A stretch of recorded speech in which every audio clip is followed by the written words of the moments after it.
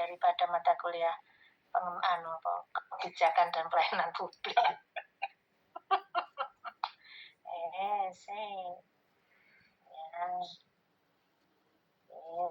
Ini hanya untuk aja ya, untuk perbandingan aja. Nih sudah kelihatan? Ya ampun, Bu. Oke. Kita kasih kuning dulu. Baca, silakan.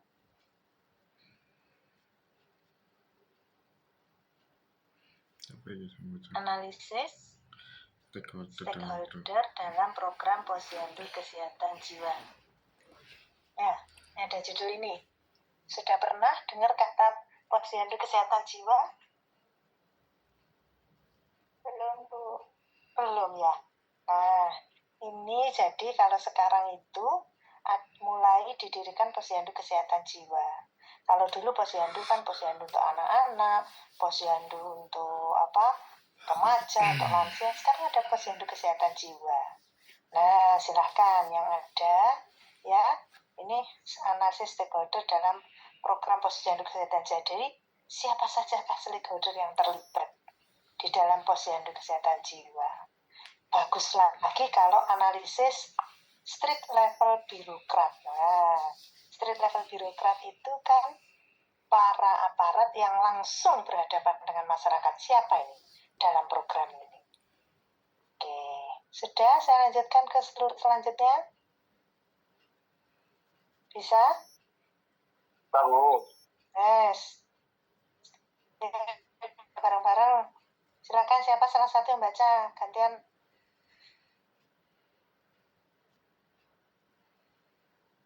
Ya, Bu, izin, Bu, membacakan, Bu. Ya, Mas Hasan, monggo.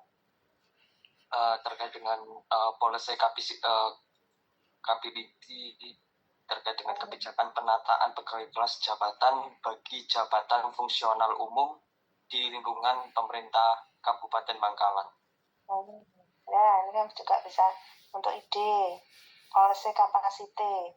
Jadi kalau membahas policy capacity berarti ini ada kebijakan penataan pegawai.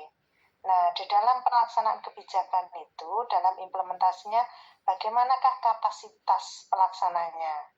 Ya, policy capacity. Ini ide lagi. Kan bisa diganti ini judulnya. Bisa diganti lokasinya. Ya, silakan nih siapa yang bahas ini yang ketiga.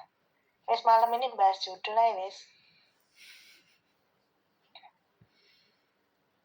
Judul mutasi pegawai. Sudah. Ini siapa yang mau baca? Bu Erna. Ya. Bu Erna mau tanya.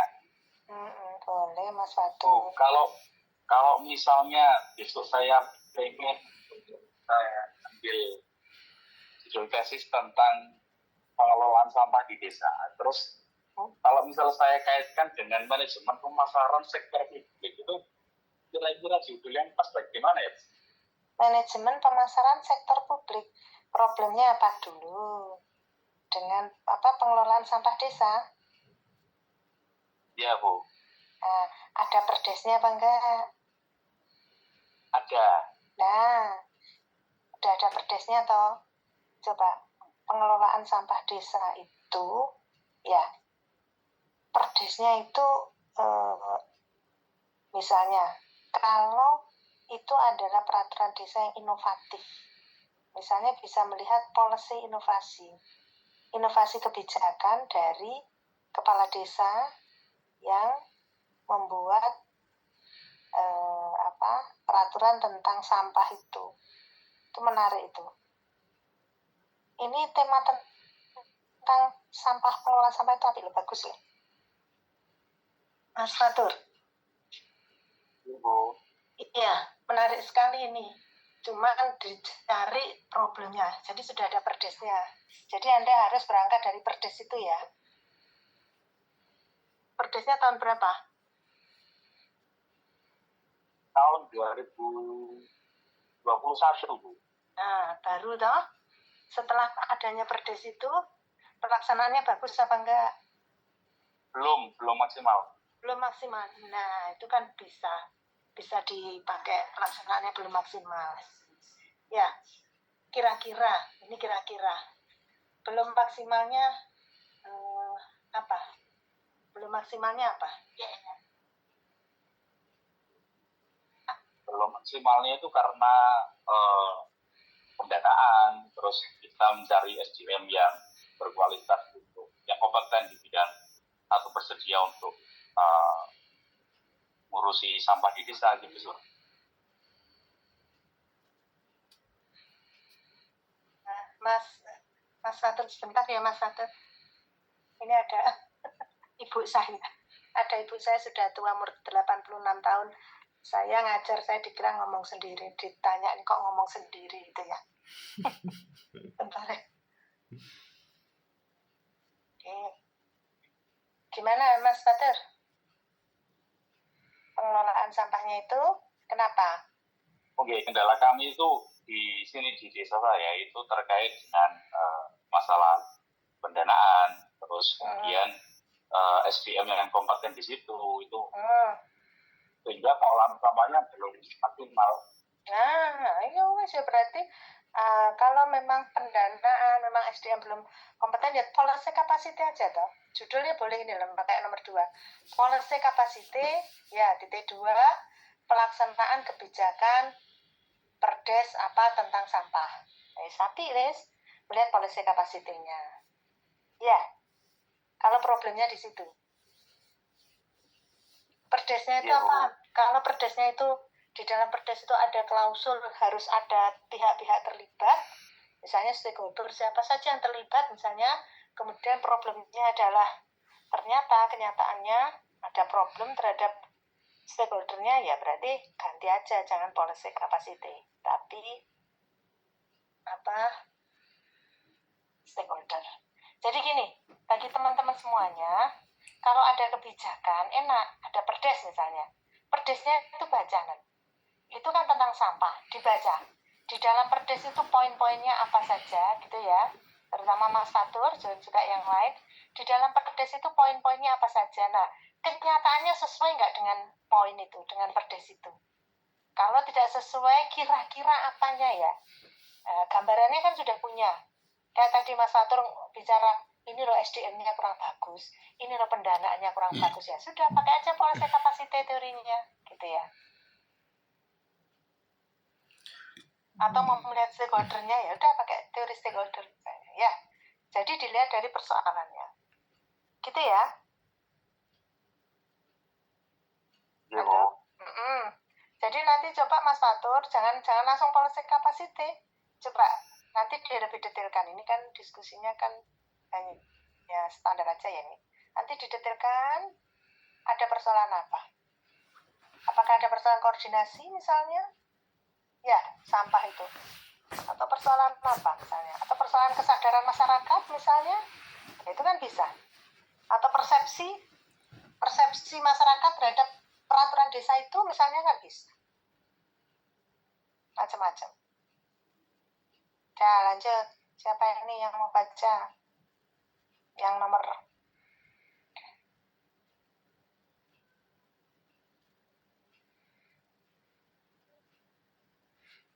izin Bu Erna, saya bacakan ya Bu. Nomor 4 ya Bu ya. Stakeholder analysis dalam pelaksanaan program 1000 hari pertama kehidupan sebagai upaya penekanan gizi buruk di Kabupaten Bangkalan Madura. Oke, silakan. Kayak gini nih silakan ya. Ini kan analisis stakeholder. Pelaksanaan program coba. Jadi Anda harus ada program. Ini kan program. Kalau ini kebijakan, ini kebijakan, ini program, gitu ya. Jadi yang menunjukkan bahwa Anda adalah mahasiswa MKP, harus ada programnya. Ini stakeholder analisis stakeholder. Siapa saja yang terlibat. Ya, ketika mau melihat analisis stakeholdernya berarti di pendahuluan harus ada problem dengan stakeholder. Ya, harus ada problem. problemnya bisa bagus, bisa menonjolkan bagusnya, atau bisa menonjolkan masih kurangnya. Itu boleh. Itu namanya problem masalah di penelitian. Lanjut. Nih, silakan. Siapa yang membacakan?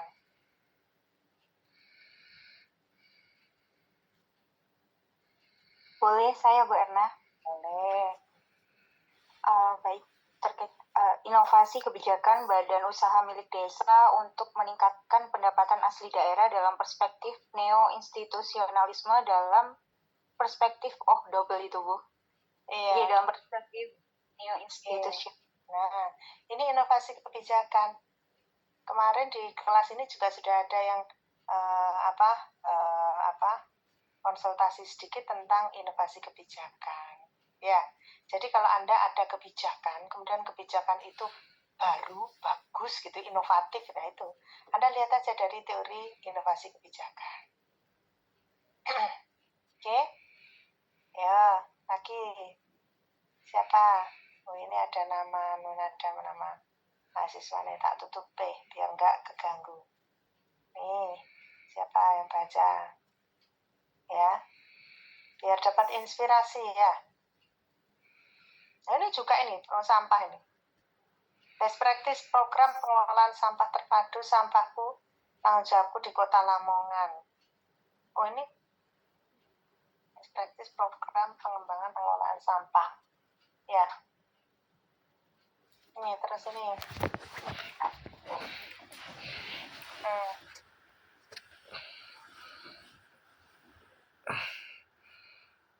Izin, Bu, saya bacakan yang inovasi kebijakan pemanfaatan aset desa, studi tentang inovasi dalam formulasi peraturan Bupati Tuban nomor 20 tahun 2018 tentang peraturan pelaksanaan peraturan daerah kabupaten putus ya ini. Putus.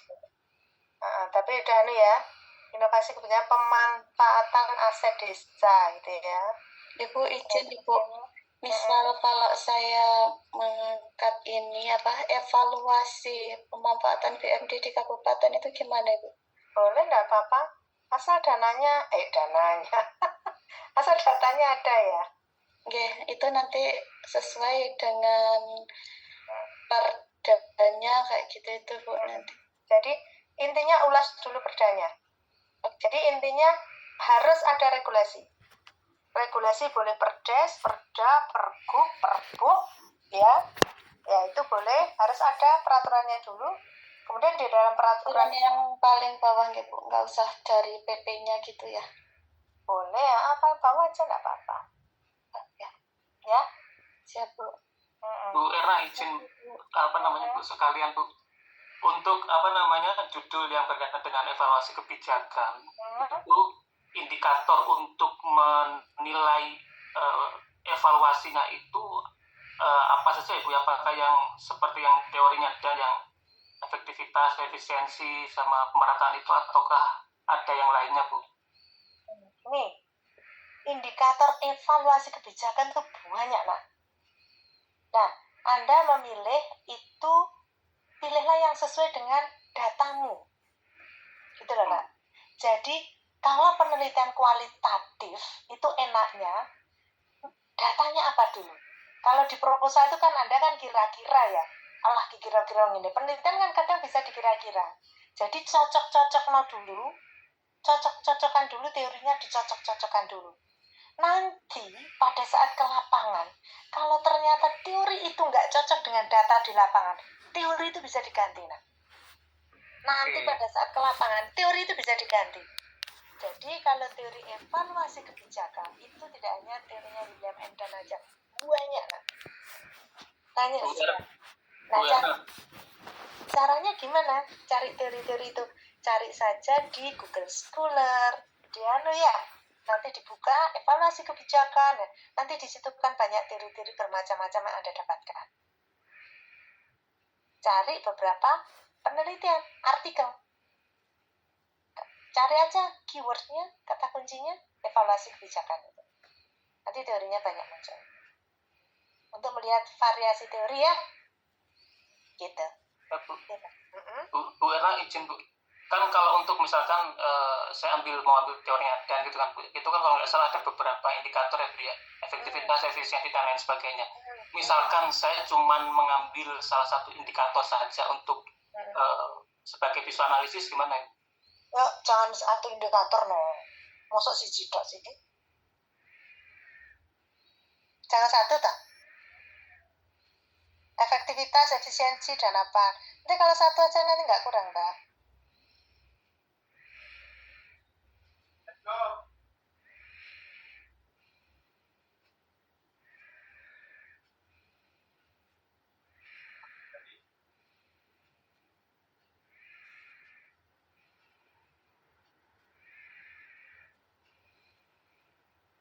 Halo, bisa dipahami Mas Prasetyo? Iya Bu, saya rencananya kan ini masih ini ya Bu ya, rencana awal kan mau ngambil kuantitatif atau kalau nanti kan mix method Bu. Boleh. Jadi untuk menilai efektivitas itu kan nanti ada beberapa variabel. Oh iya. Variabelnya nggak cuma satu, tapi indikatornya saya pakai satu efektivitas aja gitu. Misalkan seperti itu gimana Bu? Gini, saya tidak bisa memberi advice, tapi nanti bisa dibuat anunya dulu ya.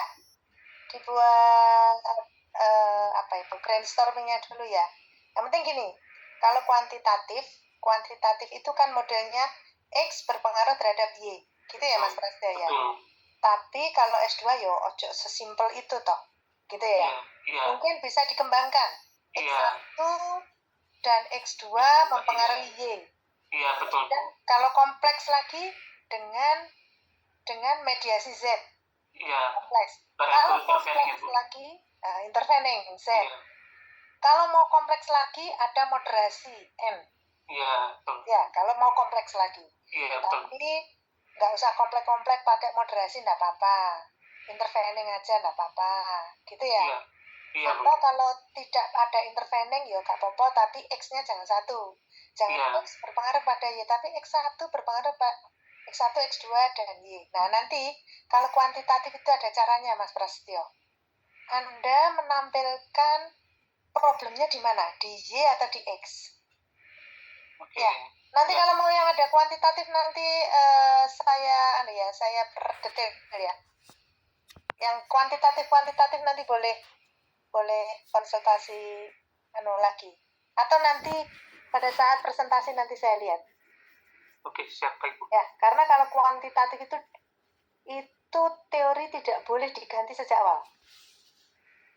Bagaimana cara menemukan X, bagaimana cara menemukan Y, itu harus detail dulu di awal. Ya. Oke, saya senang sekali kalau ada yang kuantitatif, karena selama ini jarang sekali yang kuantitatif. Mas Prasetyo, kalau kuantitatif saya bingung. Ya. Terima kasih Bu Erna. Nanti saya cek lagi nanti variabel-variabelnya ya. Ya Bu Erna, terima kasih Bu. Oke. Ada lagi ini policy capacity ini. Nah ini kalau ini kan ini pengembangan instrumen ini judul lain ini. Ya, ini juga judul lain, governance capacity. Nah, ya. Terus ini ada judul policy capacity tadi.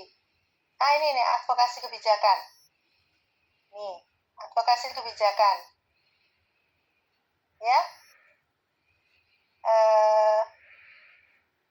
Policy capacity street level birokrat dalam penanganan stunting di Kabupaten Tuban. Ini Wakil Bupati Tuban ini dengan saya ini kemarin.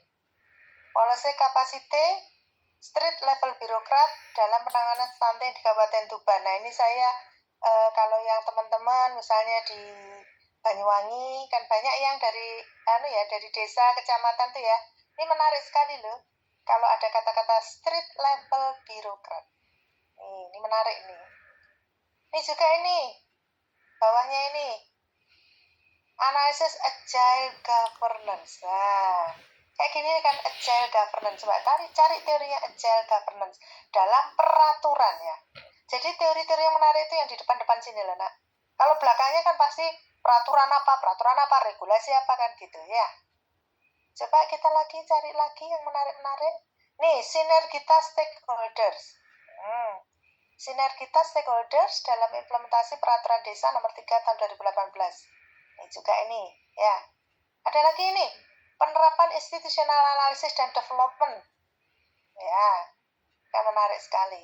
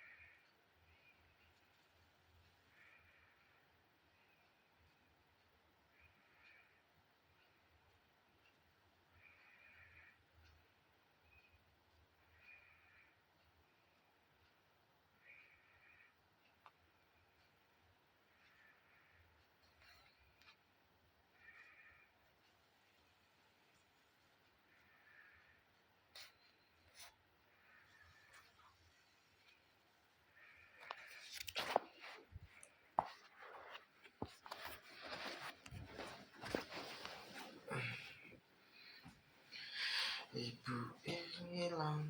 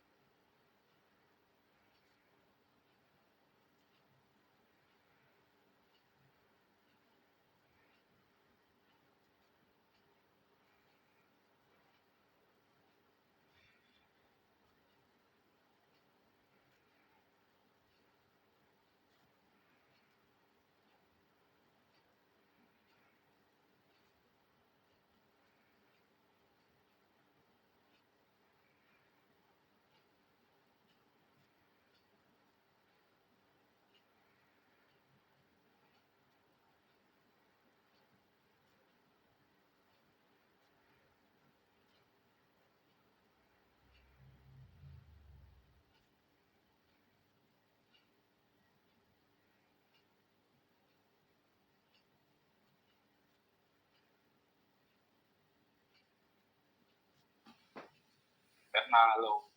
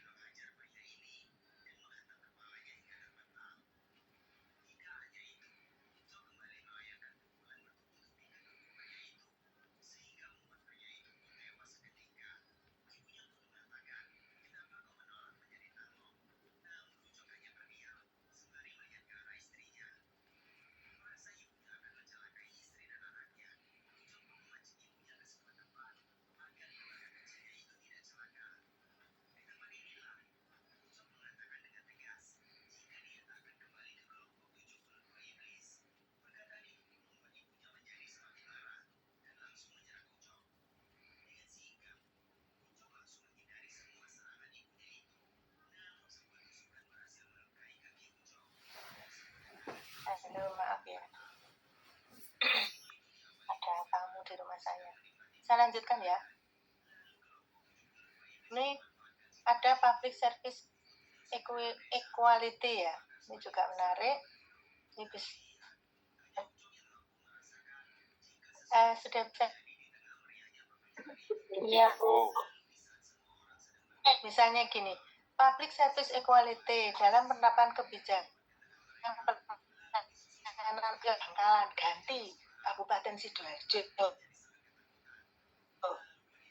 Itu loh beda. Nah, di Tuban, di mana di Banyuwangi, di mana itu bisa. Ya, implementasi keputusan umum. Ya ini strategi digital dalam menjadikan ini juga bagus ini. Strategi advokasi digital dalam upaya menjadikan agenda kebijakan mengenai disabilitas. Ya, ini kolaborasi ini biasa-biasa saja nih kali ini. Nah ini diskresi street level birokrat dalam implementasi program Kalimat Sada pemerintah kota. Nah, ini dia mencari diskresi ini. Ya, diskresi. Main tadi yang dinamika, polisi kapasitas dan komunikasi kapasitas. Mana lagi nih? Biasa ya, saya tak carikan yang lebih. Collaborative governance, evaluasi kebijakan, sama lagi.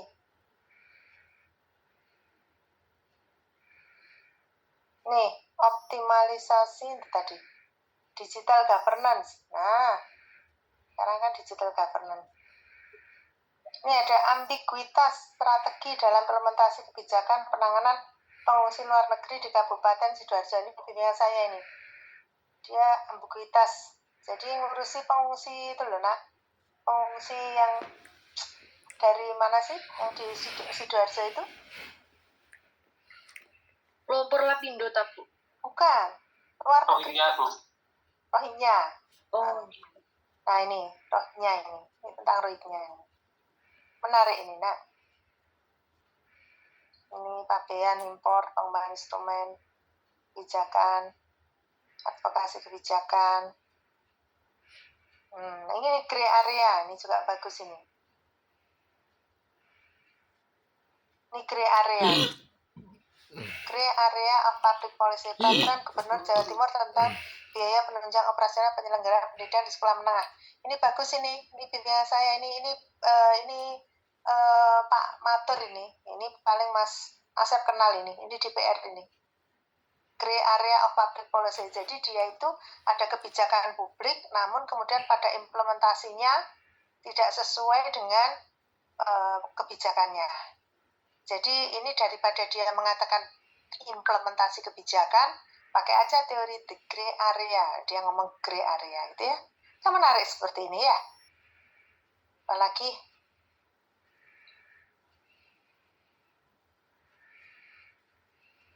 interaktif policy. Ini kan bagus ini. Interaktif policy.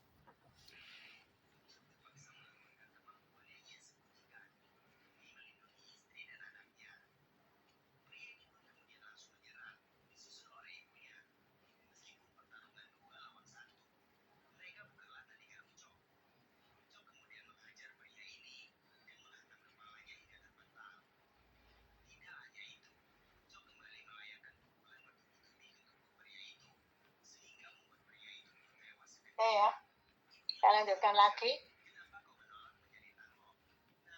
Nah, ini gender analysis pathway. Ini tentang gender ini. Ya, silakan. Yang mau melihat tentang gender. Ya. Nah, ini mahasiswa double degree nih, punyanya dia nih. Policy Advocacy of Reducing and Managing Food Waste. Ini yang sering saya ceritakan kemarin. Nah, ini yang kemarin ya kita pakai tema itu kemarin, food waste loss. Sampah kemarin loh, makanan kemarin loh ya. Ini pengembangan smart parking.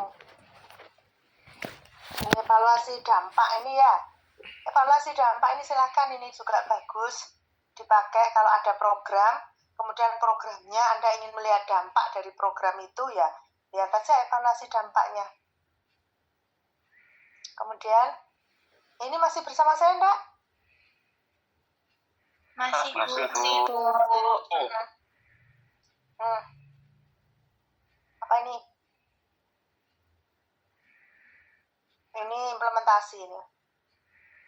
Outcome evaluation. Nah, ini kan evaluasi dampak juga tuh ini sebenarnya.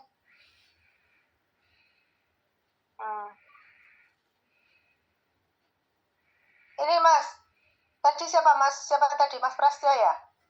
Yang mau pakai kuantitatif ya? Ini ada ini. Pengaruh penempatan kerja dan kompetensi kerja terhadap pelayanan dengan profesionalisme sebagai variable intervening pada kepegawaian dan pengembangan SDM. Nah, tapi ini nanti harus ada itu ya, ini setting kebijakan publiknya kurang nih ya. Nanti dalam apa harus ada kata kebijakan ya. Nanti kalau pakai kuantitatif. Nih, policy advisor system. Policy network. Ini persepsi publik ini. Mana yang tadi? Persepsi publik. Persepsi publik dalam penegakan Perda nomor 6 tentang penyelenggaraan perparkiran di Surabaya. Jadi ini persepsi publik yang dilihat itu terhadap penegakan Perda. Jadi silahkan nanti Anda kalau misalnya ada Perda kemudian penegakannya seperti apa. Nah, kalau parkir itu kan agak sulit ya penegakannya.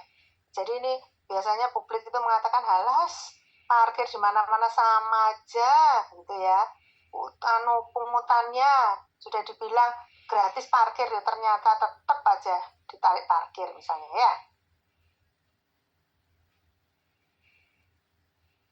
Ini policy network ini. Isinya apa nih? Ini ada resource based view. Ya. Apalagi. Ini public value ini nak. Belum ada nih ya. Public value ini bagus ini teorinya Moore. Public value terhadap kebijakan afirmasi pendidikan inklusi pada perguruan tinggi di Kota Surabaya. Ya, ini kan ada kebijakannya. Nah, ini belief system ini. Ini belief system ini juga bagus ini, teori ACF. Ya. Sudah saya kasih tahu teori ACF kemarin? Sudah, Bu. Nah, ini contoh-contoh ya. Contoh-contoh judul-judul ya. Oke. Nanti coba saya carikan contoh-contoh lagi untuk pencerahan. Jadi nanti kemarin sudah saya sampaikan ya lewat koordinator kelas Mbak Elis, minggu depan ya nanti Anda sudah menyiapkan kemarin ya sesuai C1, C2, C3, C4, C5 itu apa? Untuk memudahkan saja alur berpikirnya gitu ya, untuk memudahkan alur berpikir ya. Terus kemarin juga sudah saya beri contoh ya, yang saya beri contoh proposal itu, pendahuluan itu juga belum tentu benar gitu ya, makanya kemarin saya minta Anda mereview. Oke. Sudah, malam ini saya ingin ini aja, memberikan contoh-contoh. Jadi saya lebih prefer ke persiapan Anda untuk nulis tesisnya ini ya. Untuk mata kuliah kebijakan dan pengembangan kebijakan dan manajemen pelayanan publik gampang wis. Sudah, ada pertanyaan? Judul-judul? Besok saya carikan, mau saya carikan lagi judul-judul, tapi nanti semakin saya tambahin judul nanti bingung nanti. Apa tadi ada yang siapa nak? Halo? Farah, Bu. Gimana? Iya, Bu. Kalau menganalisis sebuah kebijakan tapi berupa surat edaran. Sebentar nak. Ada telepon, saya izinan dulu ya. Saya angkat dulu ya nak teleponnya. Oh iya, Bu. Halo?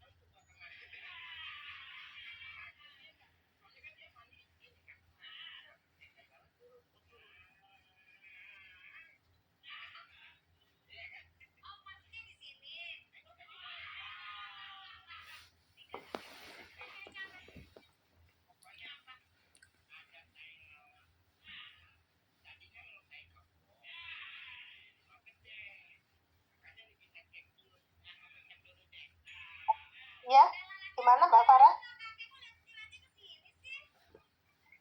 Kalau menganalisis atau mengulas kebijakan, tapi kebijakannya berupa surat edaran itu apakah bisa ya, Bu? Surat edaran siapa? Surat edaran apa? Bupati. Surat edaran siapa? Bupati. Boleh. Bisa ya? Oke, baik. Terima kasih, Bu.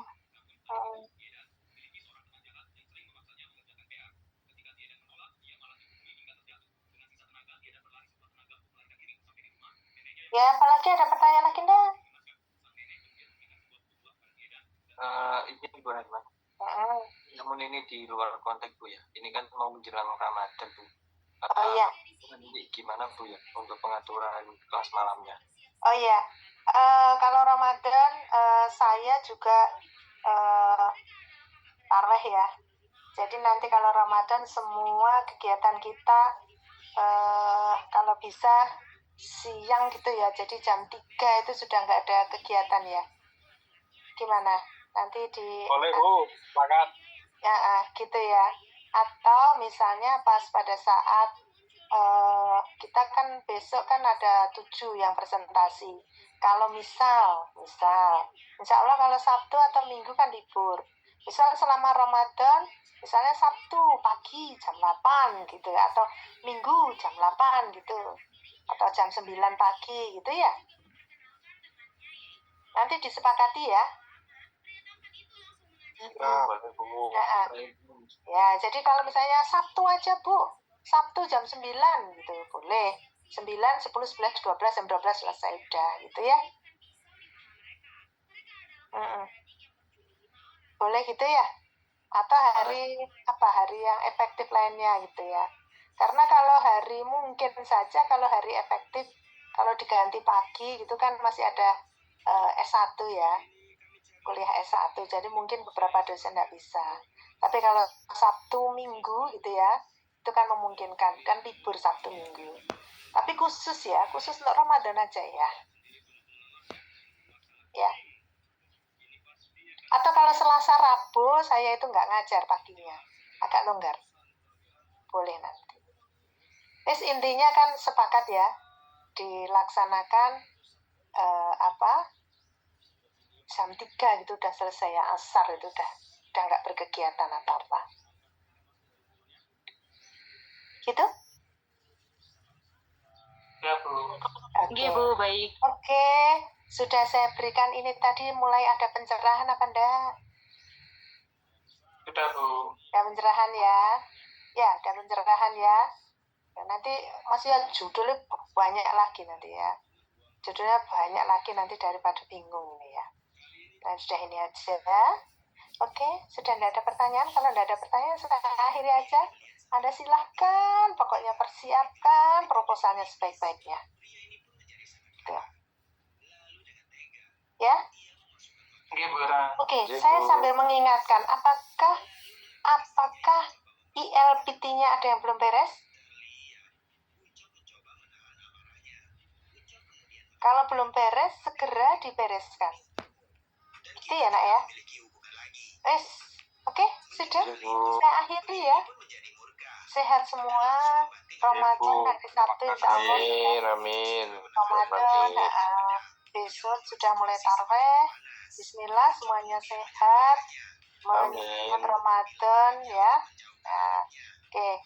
Silahkan istirahat hari ini. Besok tarweh ya. Insya Allah bagi yang Muslim ya. Ya. Ya, udah ya. Oke. Assalamualaikum. Waalaikumsalam warahmatullahi wabarakatuh. Terima kasih Bu Erna.